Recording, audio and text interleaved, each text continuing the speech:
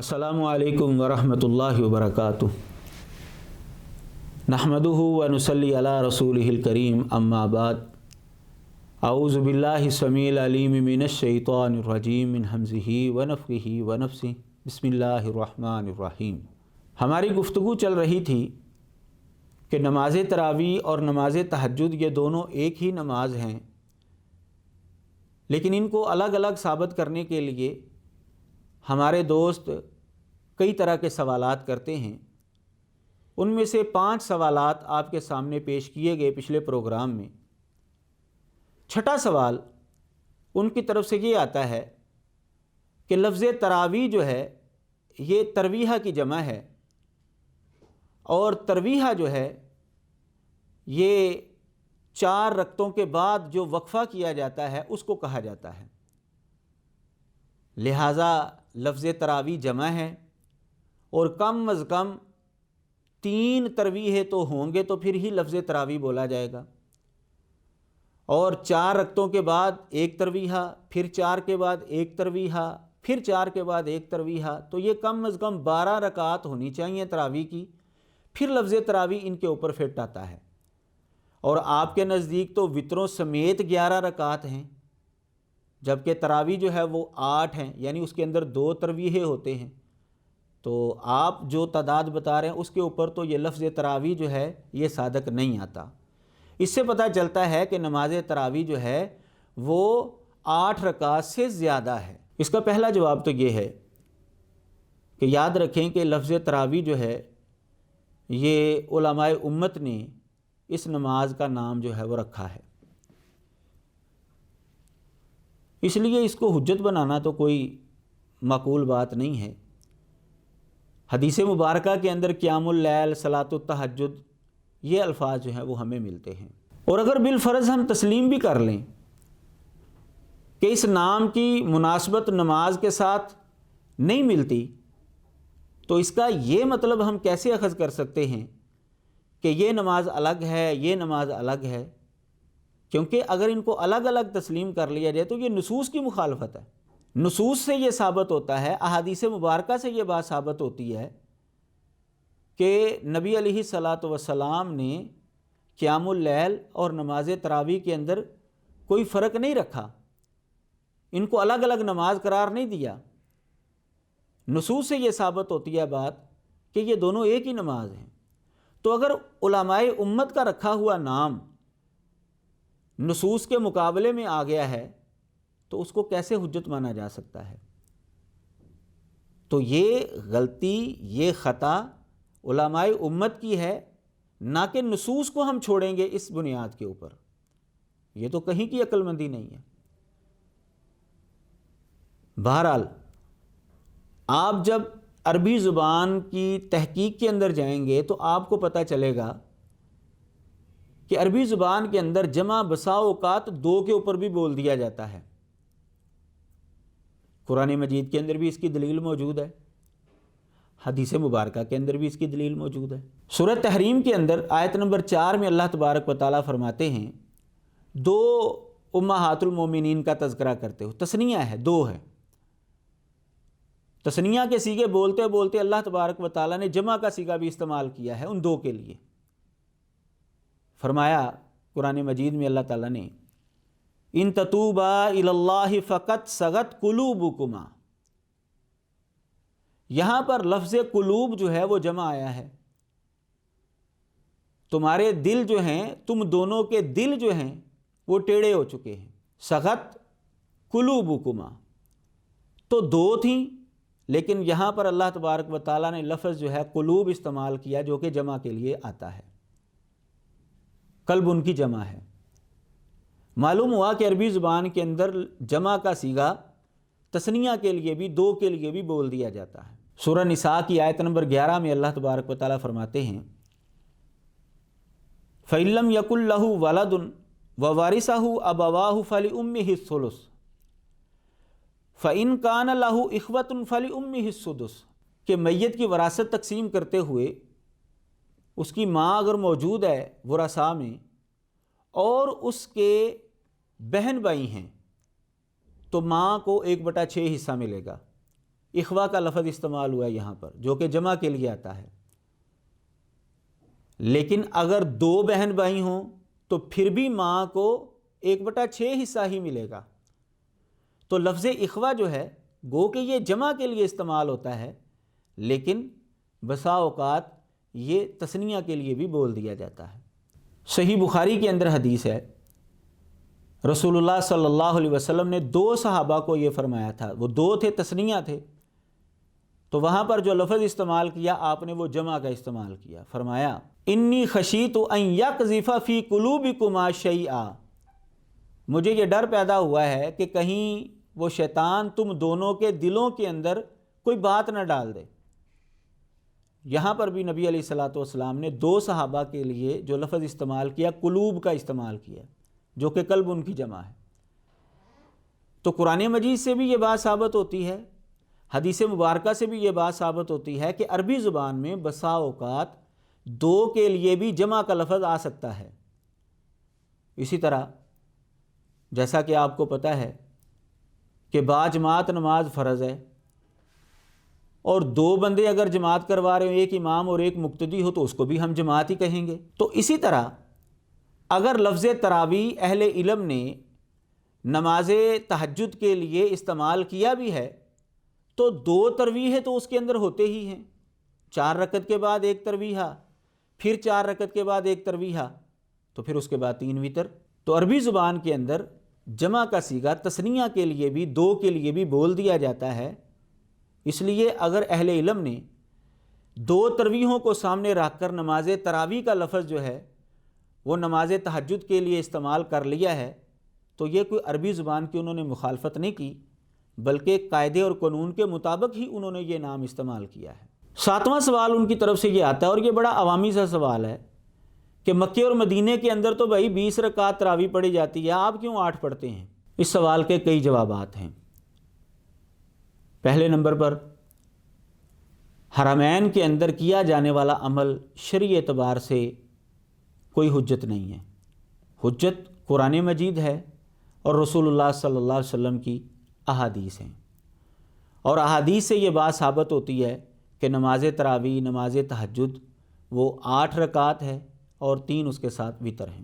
دوسری بات یہ ہے کہ جو احباب اس دلیل کو پیش کر رہے ہیں ان کے ہاں بھی مسئلہ ثابت کرنے کے لیے 4 دلائل ہیں، قرآن، حدیث، اجماع اور قیاس۔ ان چاروں میں سے کوئی بھی دلیل ایسی نہیں ہے کہ حرمین جو ہے وہ حجت ہے، مکے اور مدینے کے اندر جو عمل ہو وہ حجت ہے، ان چاروں میں کوئی ایسی دلیل نہیں ہے۔ یعنی ان کے نزدیک بھی یہ دلیل نہیں بنتا، یہ صرف خام خواہ عوام کو پھنسانے کے لیے، جھانسا دینے کے لیے یہ انہوں نے دلیل بنائی ہوئی ہے، اصولی طور پر ان کی یہ دلیل قطعاً نہیں ہے۔ تیسرا جواب اس کا یہ ہے کہ جیسے ہی رمضان المبارک آتا ہے تو ہمارے ان دوستوں کو مکہ اور مدینہ یاد آ جاتا ہے، باقی 11 مہینے ان کو نظر نہیں آتا کہ وہاں پر رفع الیدین بھی کیا جاتا ہے، وہاں پر آمین بھی اونچی کہی جاتی ہے، وہاں پر کئی اور احکامات ہیں جو کہ ہمارے ان دوستوں کے خلاف ہیں اور وہاں پر کیے جاتے ہیں۔ اگر یہ حجت ہے حرمین کے اندر کیا جانے والا عمل، تو باقی عمل پھر وہ کیوں نہیں کرتے جو باقی 11 مہینے بھی چل رہے ہیں اور اس مہینے میں بھی چل رہے ہوتے ہیں؟ تو یہ طرز عمل جو ہے یہ کوئی معقول نہیں ہے کہ اگر آپ کو اپنے حق میں کوئی تھوڑی سی بات ملی ہے تو آپ اس کو زور شور کے ساتھ بیان کر رہے ہیں، اور جو مخالفت کے اندر ہیں آپ اس کی طرف جانا بھی گوارا نہیں کرتے۔ بلکہ کئی تکلے پیسے بھی ہمارے سامنے آئے ہیں، آپ نے بھی سنے ہوں گے کہ یہ لوگ وہاں پر، بعض لوگ ایسے ہیں ان میں سے کہ وہاں پر جا کر جب ان کے پیچھے نماز پڑھتے ہیں تو کہتے ہیں جی ہم تو نماز کے اندر قرآن کی تلاوت نہیں کرتے بلکہ ان کو گالیاں دے رہے ہوتے ہیں، ان کے پیچھے نماز پڑھنا بھی پسند نہیں کرتے، اور کہیں پر پھنس جائیں تو پھر یہ حرکت ان کی طرف سے سننے میں آ رہی ہے۔ یعنی باقی 11 مہینے ان کو شاید مسلمان بھی نہیں سمجھتے، اور جیسے ہی رمضان آتا ہے تو ان کو دلیل کے طور پر پیش کرنا شروع ہو جاتے ہیں۔ یہ کوئی طریقہ کار درست نہیں ہے۔ مکہ اور مدینہ اگر حجت ہے تو نبی علیہ الصلوۃ والسلام کے زمانے میں تو مکے کے اندر بت بھی پڑے ہوئے تھے، لیکن نبی علیہ السلام کو جب موقع ملا آپ نے وہ بتوں کو توڑ دیا، وہاں سے ختم کر دیا۔ معلوم ہوا کہ اگر مکے اور مدینے کے اندر کوئی غیر شرعی کام کر رہا ہے، کوئی غلط کام کر رہا ہے، تو وہ دلیل نہیں بن سکتا، دلیل قرآن اور حدیث ہی ہے۔ اسی طرح اگر آپ غور کریں گے تو کچھ عرصہ پہلے تک مکے اور مدینے میں 4 مصلے ہوتے تھے، حرمین کے اندر 4 مصلے ہوتے تھے، تو یہ بھی احباب اپنی مساجد کے اندر پھر 4 مصلے قائم کریں؟ تو کبھی بھی یہ نہیں کریں گے، کیونکہ ان کو پتہ ہے کہ یہ طرز عمل طریقہ کار یہ درست نہیں ہے، یہ طریقہ کار درست نہیں ہے، ان کو پتہ ہے۔ اس کا مطلب یہ ہے کہ وہ خود مان رہے ہیں کہ حرمین جو ہے وہ حجت نہیں ہے۔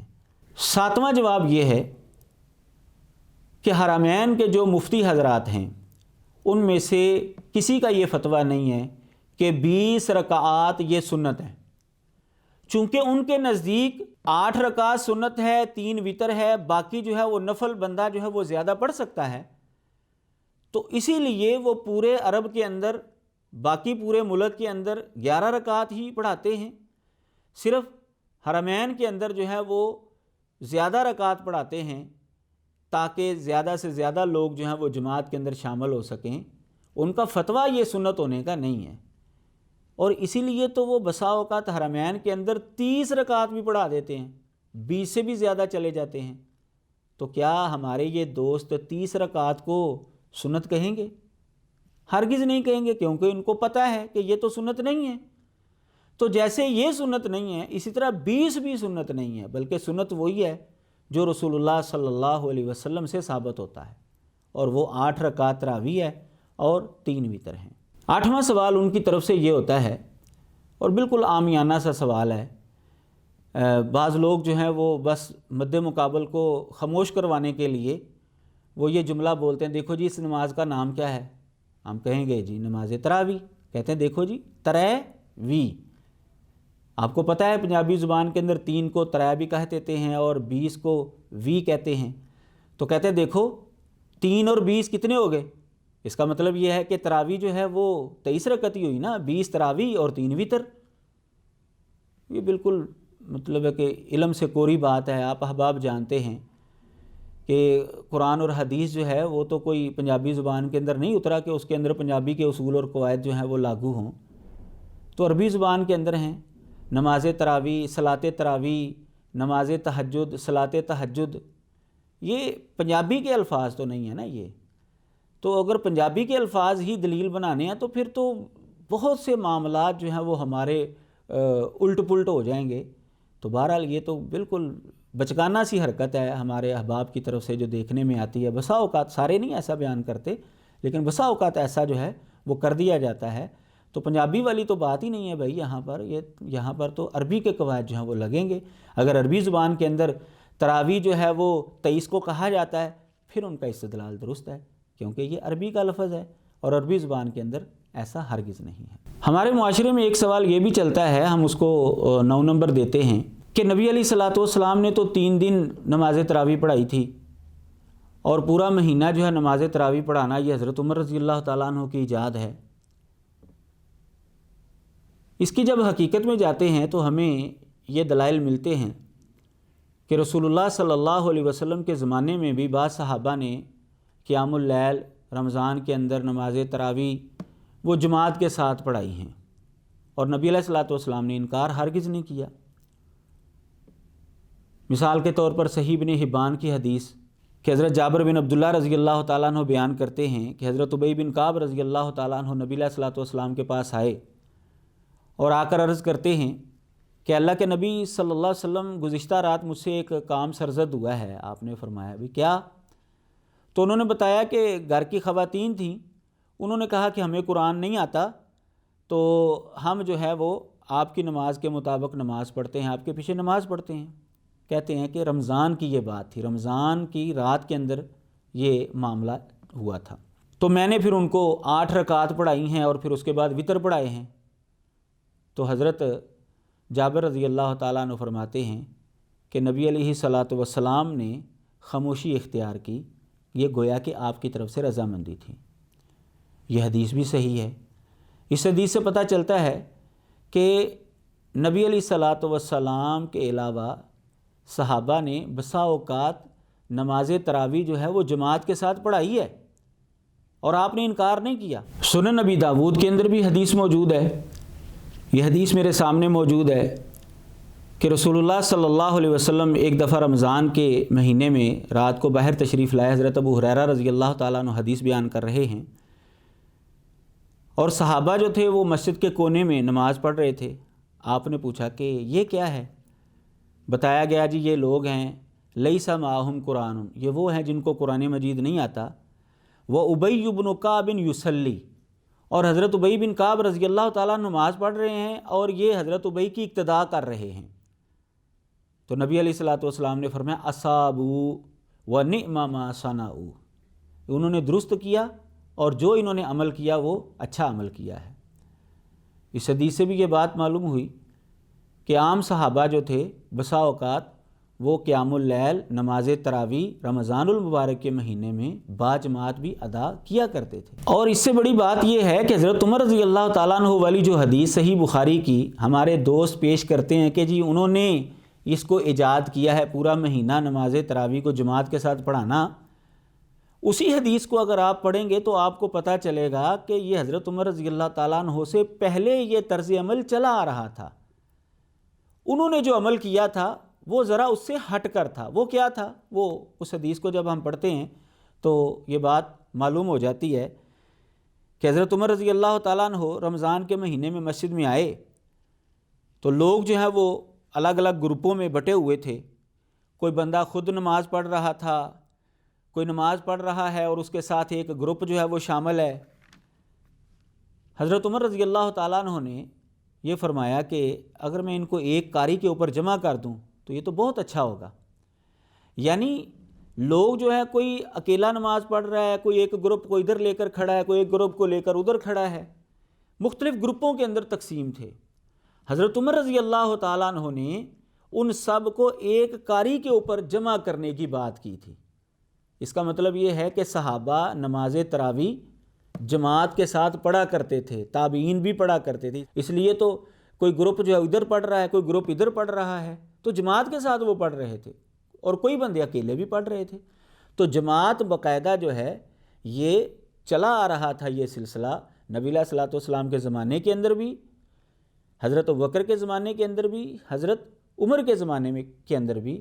صرف حضرت عمر رضی اللہ تعالیٰ عنہ نے یہ کام کیا کہ ان سب کو مختلف گروپوں کی بجائے ایک ہی گروپ کے اندر جو ہے وہ جمع کر دیا کہ ایک ہی قاری جو ہے وہ نماز پڑھائے گا، باقی سارے جو ہے اس کی اقتداء کے اندر نماز پڑھیں گے۔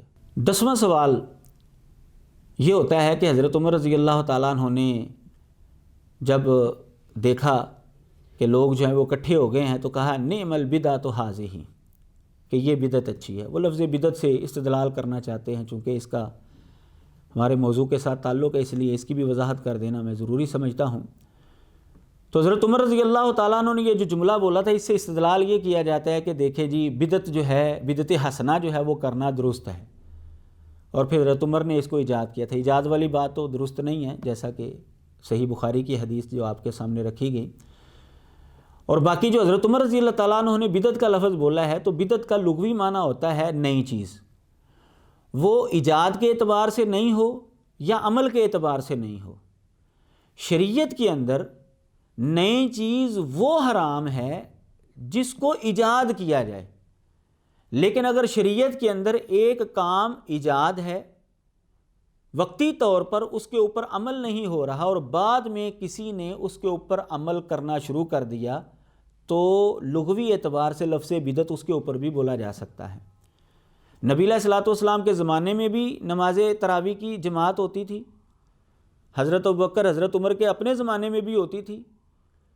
چونکہ ایک امام کے تحت، جیسا کہ نبی علیہ السلام نے 3 راتیں جو ہیں وہ ایک امام کے تحت صحابہ کو جمع کیا، یہ طریقہ موجود تھا، وہ حضرت عمر رضی اللہ تعالیٰ عنہ نے عمل شروع کیا ہے، نئے سرے سے کام ایجاد نہیں کیا انہوں نے۔ اس کو ہم مثال سے ایسے سمجھ سکتے ہیں کہ اگر کسی مسجد کے اندر مغرب سے پہلے 2 رکعت پڑھنے کا رواج نہیں ہے، مغرب کی نماز سے پہلے اور اذان کے بعد، تو اگر وہاں پر یہ رواج شروع کر دیا جائے تو ہم یہ نہیں کہیں گے کہ اس نے شرعی اعتبار سے حرام بدعت کی ہے، کیونکہ یہ عمل نبی علیہ الصلوۃ والسلام سے ثابت ہے، صرف اس مسجد کے اندر اس عمل کو جاری کیا گیا ہے، اور عمل کو جاری کرنا جو کہ شرعی اعتبار سے پیچھے موجود ہے وہ شرعی حرام بدعت نہیں ہوتی، بلکہ اس کے اوپر لغوی طور پر بدعت کا لفظ بولا جا سکتا ہے۔ اسی طرح حضرت عمر رضی اللہ تعالیٰ عنہ نے جو لفظ بدعت بولا ہے، یہ شرعی اعتبار سے جو حرام بدعت ہے یہ وہ لفظ نہیں انہوں نے استعمال کیا تھا، بلکہ لغوی اعتبار سے یہ لفظ استعمال کیا تھا۔ تو جو لوگ یہ استدلال کر رہے ہیں کہ جی بدعت حسنہ کرنا جو ہے یہ درست ہے، ان کا استدلال بالکل غلط ہے۔ یہ قطعاً اس سے استدلال نہیں ہوتا، بلکہ اس سے تو اس کی نفی ہوتی ہے، کیونکہ نبی علیہ الصلوۃ والسلام نے 3 دن سے زیادہ نماز تراویح جماعت کے ساتھ نہیں پڑھائی، اس وجہ سے کہ کہیں فرض نہ ہو جائے۔ تو حضرت عمر رضی اللہ تعالیٰ عنہ نے بعد میں اس لیے یہ عمل جو ہے وہ جاری کیا کہ اب تو نبی علیہ الصلوۃ والسلام کے بعد شریعت تو نازل نہیں ہوگی، کیونکہ شریعت تو مکمل ہو چکی۔ جب شریعت نازل نہیں ہوگی، اضافہ نہیں ہو سکتا، تو ٹھیک ہے، اس عمل کو جاری کر دینا چاہیے۔ وہ تو اس لیے جاری کر رہے ہیں کہ شریعت کے اندر اضافہ نہیں ہو سکتا، جبکہ ہمارے بعض دوست اس دلیل سے یہ ثابت کرنا چاہتے ہیں کہ شریعت کے اندر اضافہ ہو سکتا ہے۔ وآخر دعوانا ان الحمد للہ رب العالمین۔